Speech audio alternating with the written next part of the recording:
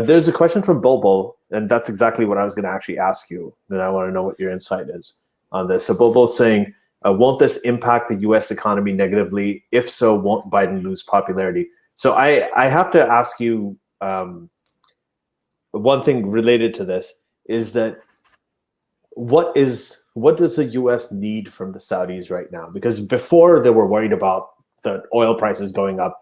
Oil prices in the Saudis, if they went up at that point 10, 15 years ago, you would really have potentially a recession, right, in the U.S. You'd have the loss of unemployment would skyrocket. All these terrible things would happen.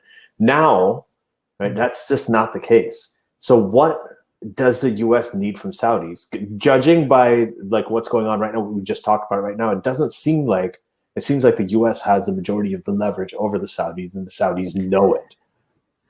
Well, I mean, the U.S. still needs Saudi's oil and also the military advantages that Saudi give to U.S. bases. They still need all of that, but it's very difficult for Saudi to deny any of that to United States. It's not that the United States doesn't need Saudi Arabia. United States does need Saudi Arabia.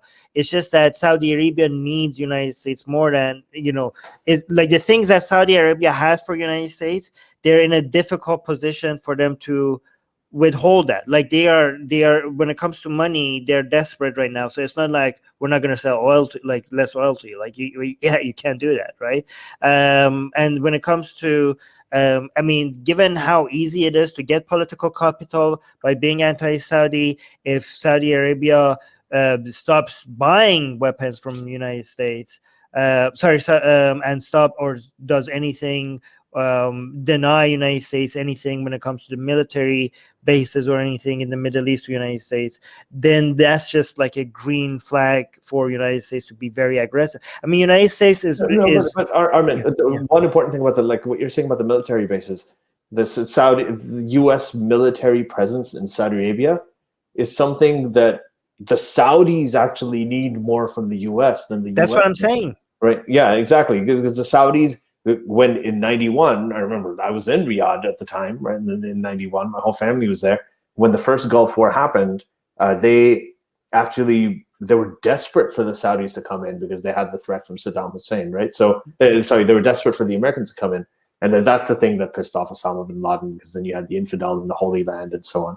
So they've that's something that benefits both of them. But I'm just wondering if there's anything unique that is like the oil. I know they still need the oil, but it's not as big of a deal as it used to be. They need them not to escalate stuff with Iran. But that again, that's going to be more. Saudi Arabia is also doesn't want to, after what happened to Aramco. Yeah, Saudi Arabia across the Atlantic. Right? What? I mean, I'm saying the U.S. is across the Atlantic. I mean, Saudi Arabia has more of an interest in deterring Iran, and so does Israel. Then. I mean, I think United States really wants Saudi Arabia and not to.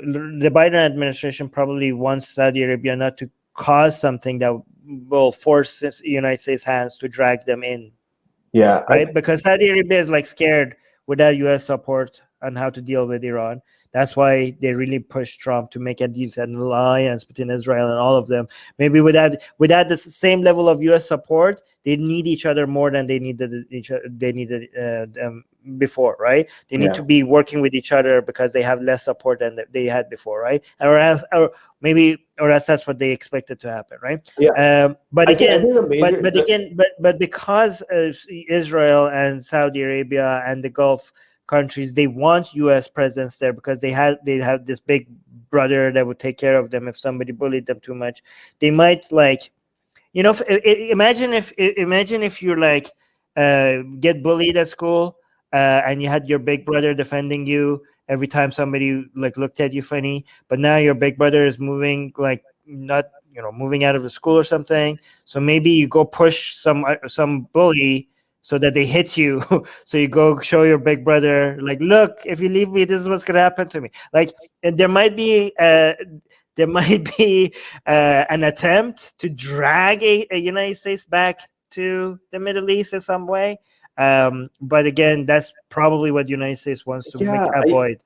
I think Yeah. the Big Brother, Big Brother, not Big Brother means so many different things, but the analogy that you gave about having an older brother to defend you probably works best, because the best way to, I think, summarize this is that whatever interests the U.S. has in the Saudis right now, whatever they need the Saudis for, like those same things are what the Saudis need even more than the U.S.